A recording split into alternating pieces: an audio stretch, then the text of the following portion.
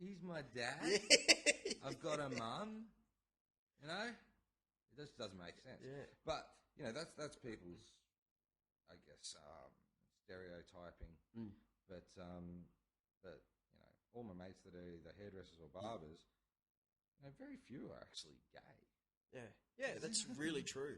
You know, you think of like Bill and Damien and Yep. you know all those guys. Where do you think the barber scene got lost? What I reckon, I don't even know when it got lost, but I remember going to a barber in Ashfield in Sydney, and all of us in the band, we lived in this one house, and one of us needed a haircut and walked into the barber not knowing anything everyone knows what a barber was, but he came back and said, man, he shaved over my neck. Look at my eyebrows. Look at this. I mean, just look at all these details that this dude, proper man, real man, didn't even look at me, didn't talk to me. He was a man, and he made me more of a man. And we all went the next day. It was like the greatest thing. We all went, yeah, yeah. We spoke about fighting. Yeah, and we drank beer Yeah. and looked at Penthouse magazine. Yeah. I think that's like I don't know why it went away. It's great that it's made a comeback because it really is like, you know, if you see it now, it's like, no, you don't make appointments. You just sit there on the bench and you talk to the bloke next to you. It's a real social thing now, and I really enjoy that. Yeah. That And the aspect. idea is making it look sharp. Yeah. That word sharp just resonates with me. Mate, he doesn't even ask you how your hair wants. He's just going to make you look sharp. Yeah. No, it's very cool. Remember the flat tops? I used to rock flat tops in the early 80s. tops. I got Yeah. right into ska music and madness. Yeah. I felt like I was the only kid in high school with rocking a bit of ska because I had a sister 5 years older, so she knew about all this this music I got right into. Yeah, I actually, flat tops are one of the most difficult haircuts you can ever do. Yeah, well, you're right. I probably had one good one, and all the they're rest really were hard. crap all through those years. I've got to admit, I was a champ at doing Wow, flat tops. there's a I'm challenge. so good at them. But and I remember when I was at TAFE, some of the kids would use like these little combs that had a spirit level on them. Yeah, To get a wow. perfect flat top. Interesting. But yeah, I didn't need that. Mate, so with, I obviously know what work you're into now, Yeah. and that's probably one of the more interesting industries. I say this a lot because my wife's Japanese, so I go to Japan every year. And what I find interesting about the Japan is, and I was talking to this morning about some ladies that were here. They haven't really gotten onto Botox, gyms, like looking good, like, you know, and that good feeling you get from coming out of a gym. Fake boobs. You know, there's this massive industry. Yeah. So tell me what you do. Basically, I've gone from being a hairdresser to doing all my medical training, and now I run a cosmetic surgery clinic. But primarily, we do hair restoration surgery. So basically, it's single follicle micrograft surgery, which is we do hairline modifications. That's what I like to call it anyway. It's not what you think of as the old-fashioned sort of 1970s, 1980s transplants where it was looked like a plug, doll's head effect, which were really not a... What did they do? How did they... That was a small skin graft of about 50 Wow. hairs in a little circle, and that's what gives it that doll's head effect. Wow. So Where'd now they get the skin graft from? From usually the back of the head. Okay. So now we use a similar idea where we take a single hair follicle from the back of the head, or we can take it from beard hair or body hair as well. We can do that. Take a single follicle and place it, or we place the follicles one at a time, and I design the growth pattern so that the hair grows in a completely natural looking way. So basically, once the procedure's done and the hair's all grown through, not even your hairdresser or barber can tell that it's been done usually. Cool. It looks, you know, it's so for people with, obviously you straight away think of people with receding hairlines, But we also do, people with burns victims, people with scarring, that have been car accidents, that sort of thing. We do eyebrow transplants on women that have overplucked their eyebrows. Wow. It is really interesting because basically, Wow, do you get many of those?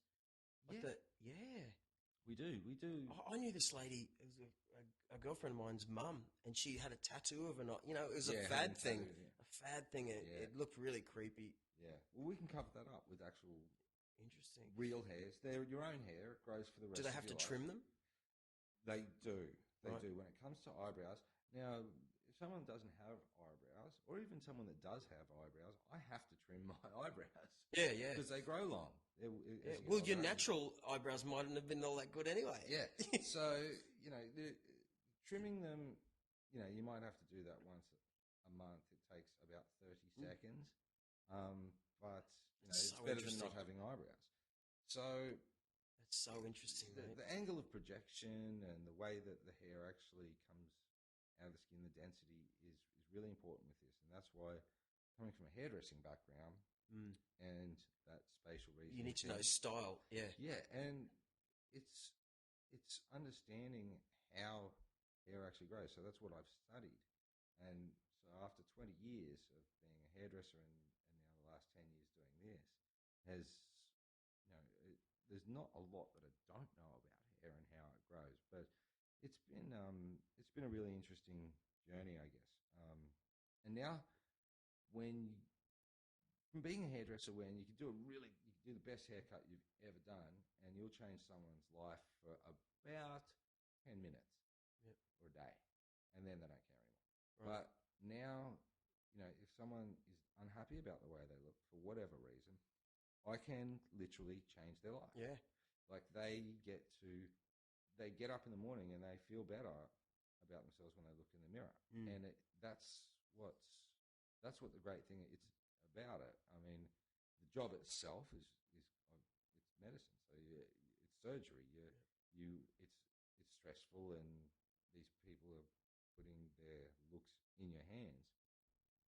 But that part's stressful, but the rewarding factor is when you see them 6, 12 months later and the hair's all starting to grow and they've joined a gym and they've got a girlfriend or a boyfriend or whatever, and they're happy and their life they look like different people.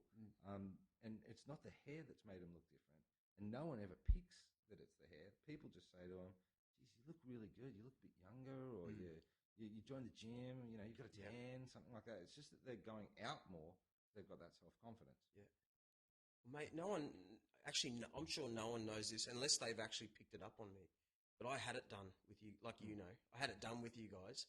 And my personal experience is back, 2 years ago or something, before I had it done, I would like to have said that I hated the fact that my hair was falling out. Like, I hated it so much because I grew up wanting mohawks. Like, your shape of your head was the aggression of your guitar. Yeah. Like, so once it started to recede away, I would basically go off photos. If someone took a photo of me and you'd see this photo, I'd go, oh, man, I don't like that. And then that shadow would still be with me all the time. Yeah. So it's this overlying shadow of I'm getting old. The rock and roll out of my life is gone, and don't stand under that light because it's shining on your bald head. Yep. And that's so it. And my photos have changed now. Yeah, you're wearing hats and wearing the hats, man. Basically, guys get this feeling of when your hair starts to recede, it's like you walk down the street and you feel like people are looking and they're laughing, and then you see your TV shows and there's all the bald guy jokes and all that kind of stuff. Yeah. And no one wants to be that guy. No. Guys are sort of taught that, just man up and shave your head, and that's fine for some guys who like to shave their heads. Yeah. But some guys, it's not something you want to do. You want to have the option to shave your head. Yeah. And you want to decide, okay, I want to shave my head, or I don't. I want to grow my hair out. And you know what? It's the strange thing about the hair restoration surgery is it's had a bad rap from dodgy people doing it and dodgy representation, I think. And the reality is... Well, old technology. Yeah. I found this was really fast. Like it made more to the point, it made sense. You were taking a single follicle out of the back of my head in a line and sticking it into punching it into places just like you would if you were going to draw in someone's head. You just draw, and it's your own hair. It still grows again. And that scar that was around the back there, it's gone. You actually can fold it over. So other hair grows through it. Yeah, exactly. Like there's no real scarring as such. We do take a little section out, but you can't see it. This hair grows through it. There's definitely no scarring up the front where you put the hair. It is an interesting process. Strangely enough, it actually started, the idea of it, but it became lost just before the Second World War. It started in Japan. Really? Why? How? By Japanese doctors, and it was lost. And then it was later found, picked up, misinterpreted their notes, and that's where the plug grafts came from. And then slowly they've refined it and worked out that, this is what they were actually starting to do way back just before the Second World War. Interesting. So it is really, it's interesting that it comes from Japan, but now the Australian doctors actually lead the world in the technology. Yep. So we travel all over the world and go to different conventions solely based on hair restoration techniques and technology. So interesting. That's a really good industry to be in because of that reason. Because this is the way you do it right now, and I think it's pretty much you're on the start of mastering it. Yeah. The next thing will be growing. They've actually DNA grow your own hair, but you'd be finding these new things, these new techniques. What a great industry to be in. Yeah. Meanwhile, old mate is going, you woofter, working in the factory. He's still cutting that same piece of steel around no women at all. Exactly. You know? It's like, Exactly. If I can see my old man, I'll get it. It's been interesting the last couple of weeks because we've been, our clinic has been, the clinic is Medici Capelli, and we're located on Chevron Island, and we've actually been raising money for the Leukemia Foundation. So to do that, they have the world's greatest shave, and instead of the last week, I've been shaving people's heads in the clinic and donating part of the proceeds of our clinic to the Leukemia Foundation. And it's been really interesting because I'm in the business of giving people hair. For the past week, I've been shaving it off. So it's been really fun. But now it's time to get back into the serious side of things and back into giving. Well, no, this is. Who knows? I'm making these podcasts for fun. At the end of the day, I just enjoy it. I'm not expecting anyone to actually listen to it. That's why I'm doing it. Yeah. I am getting a lot of listens though. It does happen. So that's the first time I've ever mentioned that I've had it. Yeah. I want to tell every bloke I know, but I haven't yet.